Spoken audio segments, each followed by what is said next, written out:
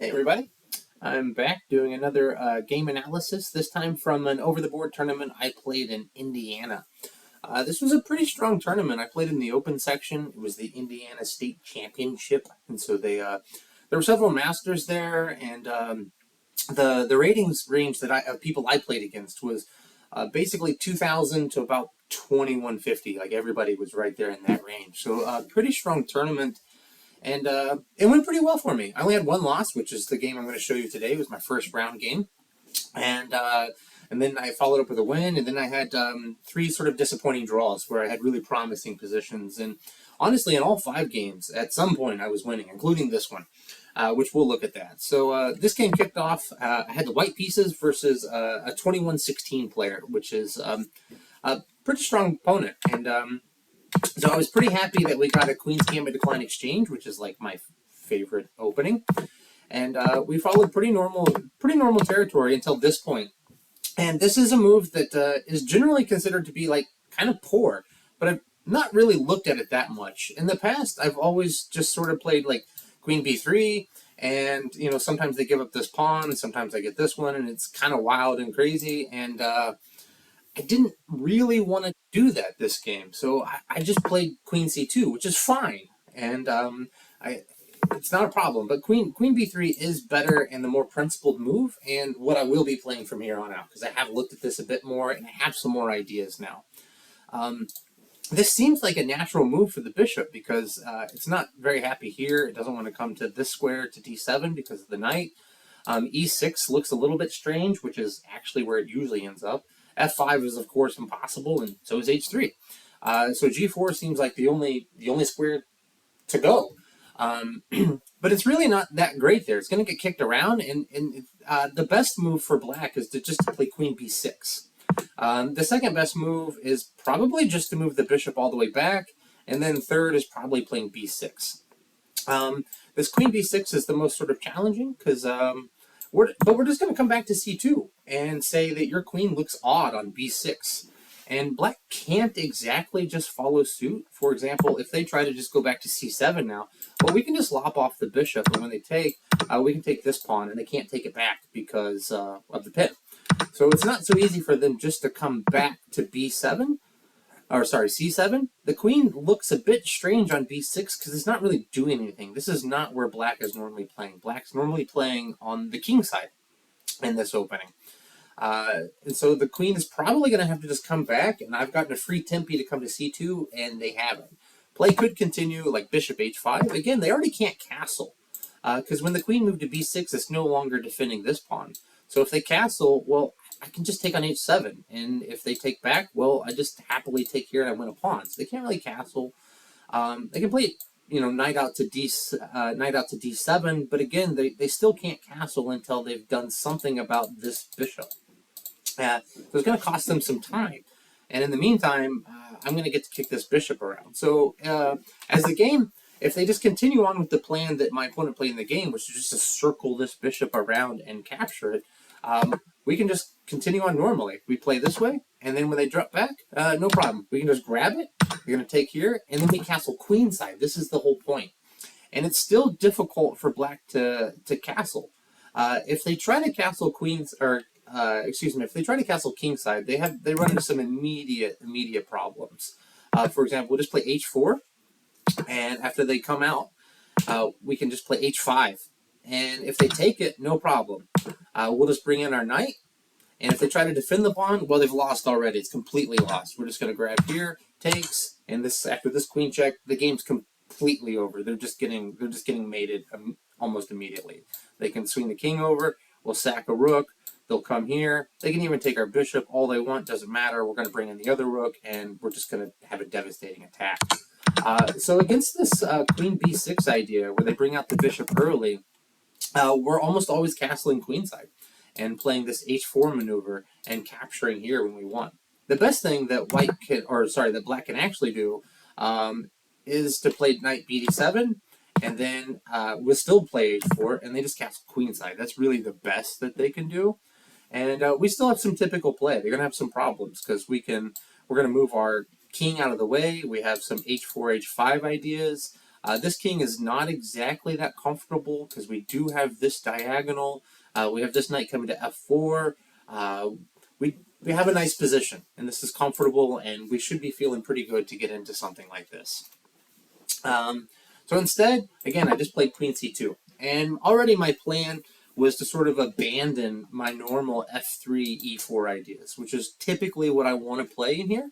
But I have this backup of just going for a minority attack, which is what I decided to do in this game, because I wasn't sure how this f3, e4 plan worked out when this bishop is on this side of the board. And my thinking was that, often when we play this b4, b5, we exchange here, we get this weak pawn, they end up with a bishop on b7 or sometimes d7 defending this guy. And I thought, well, if the bishop's way out here, maybe this would be a bit easier. So black did drop back. I went ahead with my normal development.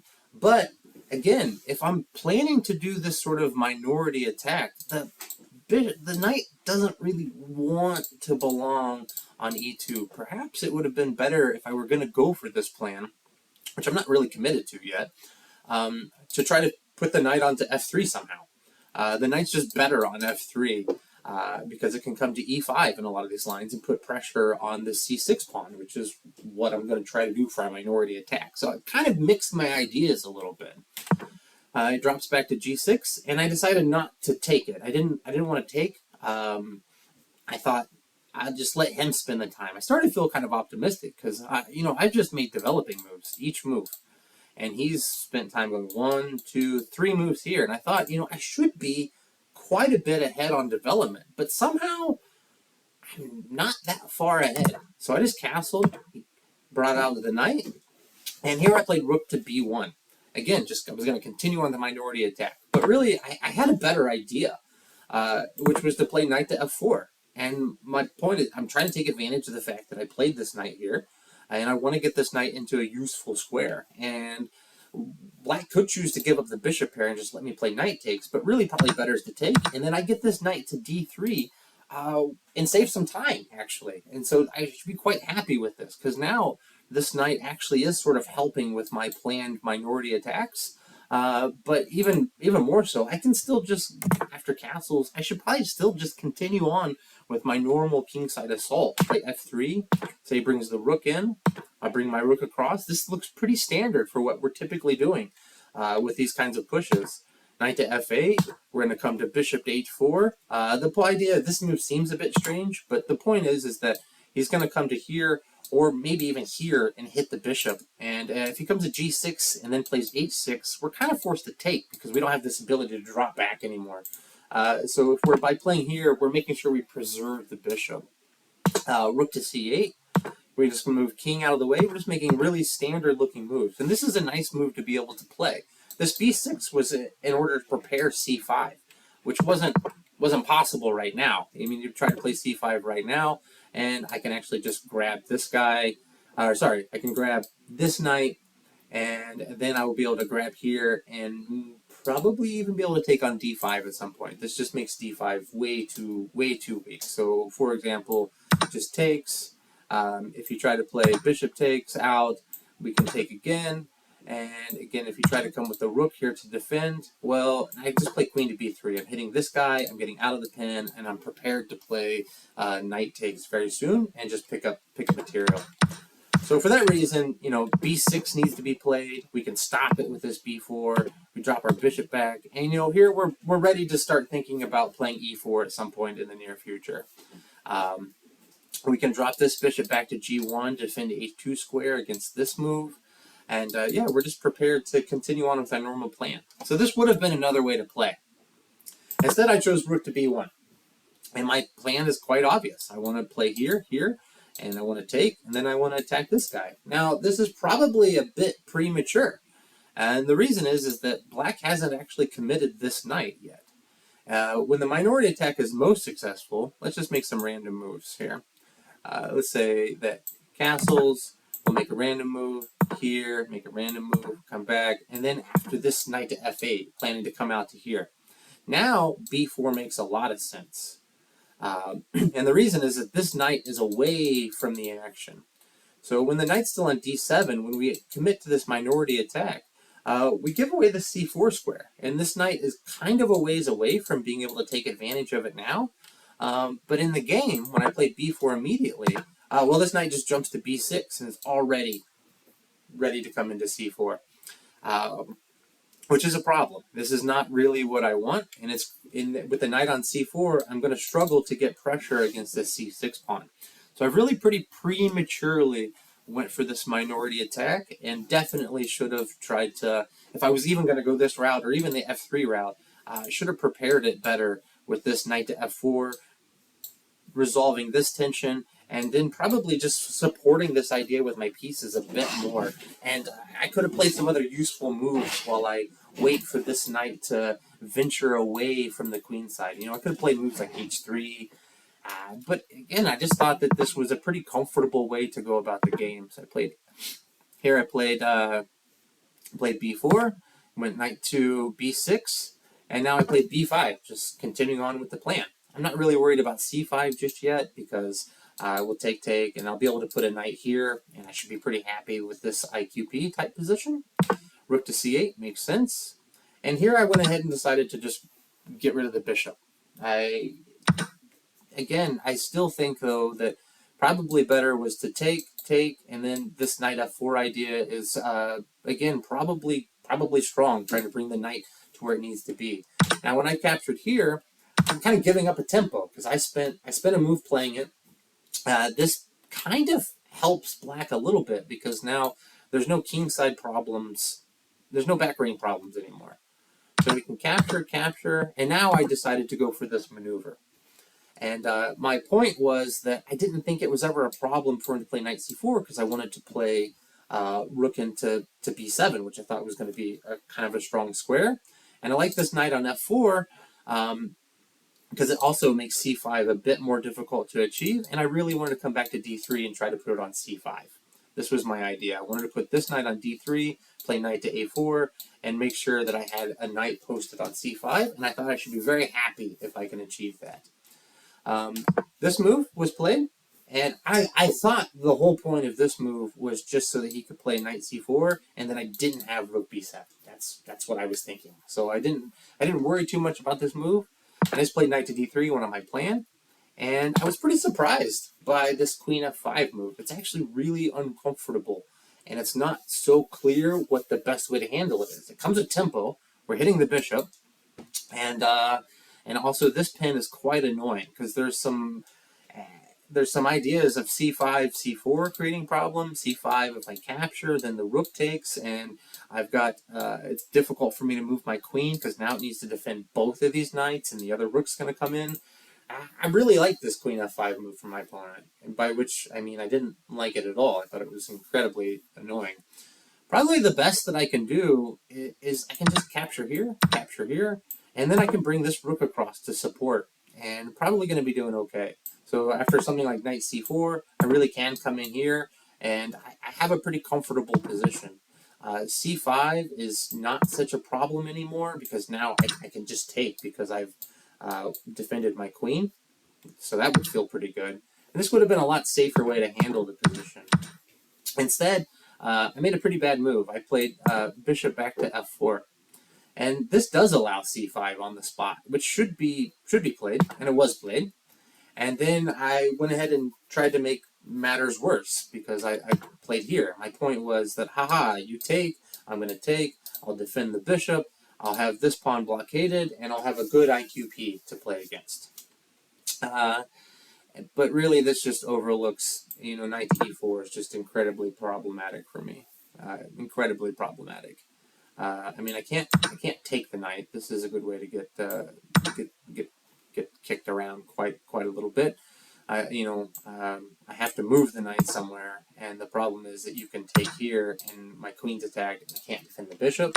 I can't really move the knight anywhere good. I mean, I could try to play here and take, but again, you can just play bishop takes, and I can't take it back because my bishop is hanging. So knight e4, big miss from my opponent there. I got pretty lucky. They played rook to c6. Again, their point is they want to double up here and then take and win this knight.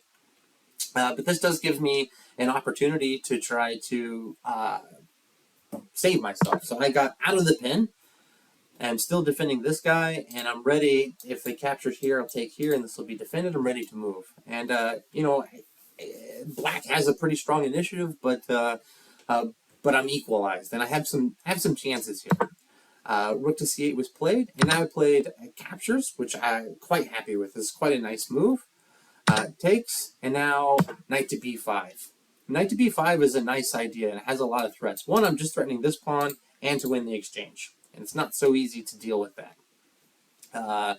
Another problem is that I have some forks here that are possible, so I'm maybe going to capture here at some point, or if the bishop moves, I'll be able to play this.